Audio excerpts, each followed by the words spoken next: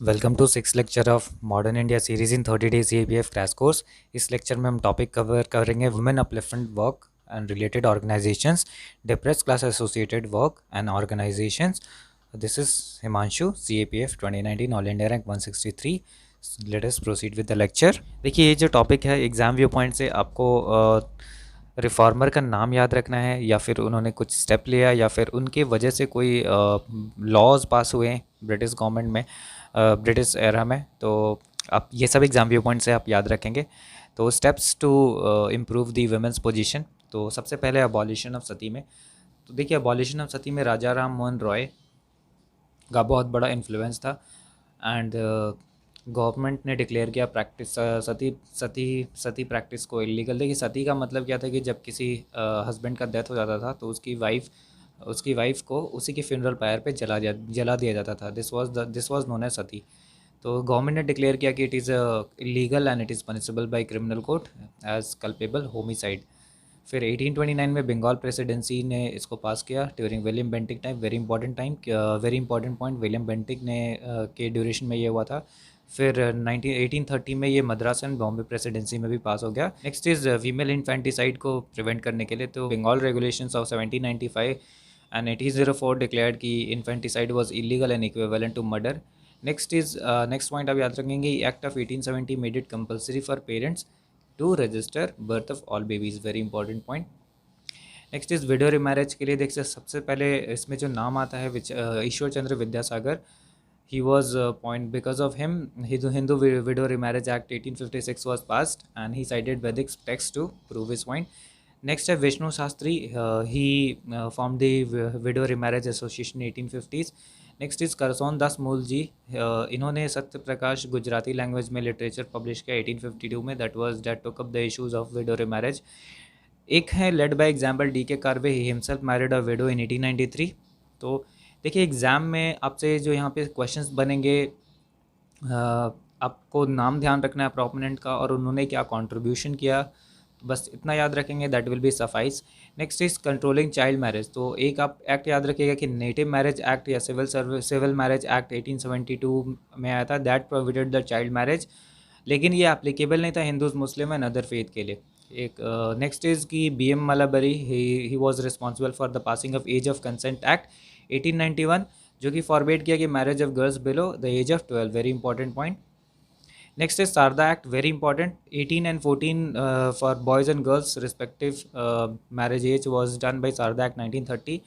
Next है 1978 में independent होने के बाद child marriage restraint amendment act was passed and this made the 18 for girls and 21 for boys. ये मैरिजेबल एज डिक्लेयर हो गया था ऑफिशियली। नेक्स्ट है कि कुछ ऑर्गेनाइजेशंस थे और उससे एसोसिएटेड फाउंडर्स। तो इसमें आप बस खाली फाउंडर्स का नाम और एसोसिएटेड ऑर्गेनाइजेशंस को बस आप ध्यान रखेंगे। डेट आप नहीं भी ध्यान रखते हैं, that will B okay.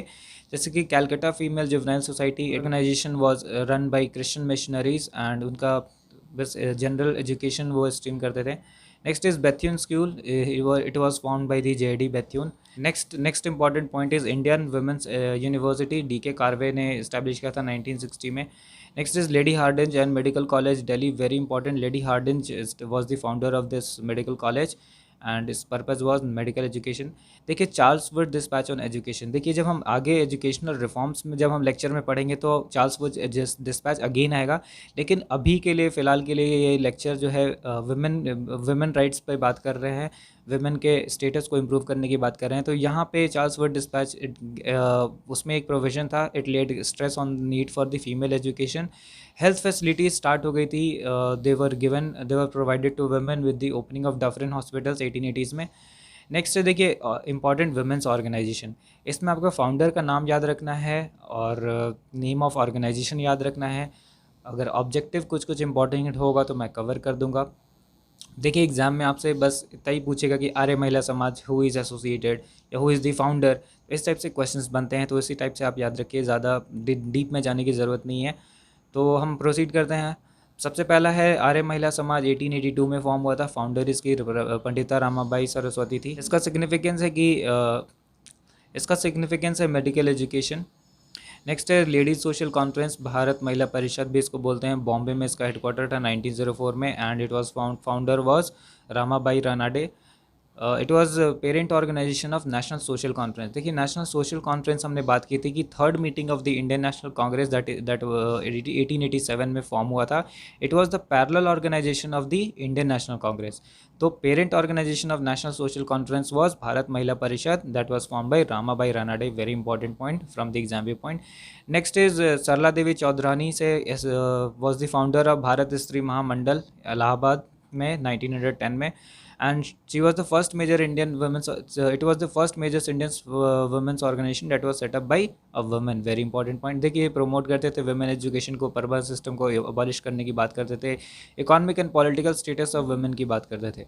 Next is National Council of Women in India 1925, again very important. The associated personality is Mehri Bai Tata. Next is All India Women's Conference 1927, again very important, first women's organization with egalitarian approach. They worked before as well as after independence. They talked about the social justice, integrity, equal opportunity and rights. Associated personality very important, आप सारे ही याद रखेंगे। Margaret cousins, महारानी चिमनाबाई Gaekwad, Rani Sahiba of Sangli, Sarojini Naidu, Kamala Devi Chattopadhyay and lady Dorab Tata. Next है, देखिए next हमारा जो topic है ये अनटचेबल्स को लेकर के है, डिप्रेस क्लासेस को लेकर के। तो उससे रिलेटेड जो भी ऑर्गेनाइजेशंस थे, फाउंडर्स या फिर कुछ ऑब्जेक्टिव स्टेप्स लिए गए, तो वो आप इतना याद रखेंगे। तो सबसे पहले आप ध्यान रखेंगे कि very important, Gandhi ji led the establishment of all India Harijan Sangh in 1932, very important point, लगभग हर एग्जाम में ये सवाल आ चुका है। नेक्स्ट इज कि after 1937 Congress did good work for the upliftment of untouchables and they started free education for them in some state. They also open temples for the downtrodden. Next है कि next कुछ organisations हैं और founders हैं बहुत important, आप याद रखेंगे। जैसे कि first is Jyotibai Phule, Savitribai Phule. The organisation name is Satya Shodhak Samaj, very important. It was movement against Brahmanical domination and it emphasized on the education of lower caste, especially the girls. Savitribai Phule was first female teacher and she opened several schools for the women. Next is Baba Saheb Ambedkar, very important point। all the organizations that was associated with B.R. Ambedkar आप ध्यान रखेंगे। All India Scheduled Caste Federation, he led the foundation of it। All India Depressed Classes Association, then Bahiskrit Hitkarni Sabha in 1924। the motto of Bahiskrit Hitkarni Sabha was educate, agitate and organize। it is Mahat Satyagraha 1927 में, that was for the temple movement, and consumption of water from public water pond। तो this was the contribution of Bhimrao Ambedkar। बाबा साहब अम्बेडकर के efforts से special representation lower caste got in the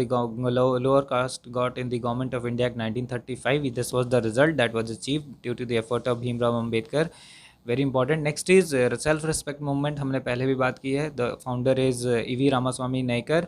its aim was to achieve a society where backward caste had equal human rights with the upper caste। देखिए it was result था कि it was very influential not only in Tamil but also in overseas with countries like Malaysia and Singapore. Sri Narayan Guru from Kerala, he led a movement called One Religion, One Caste and One God for Mankind। It was for the entry of lower caste into temple।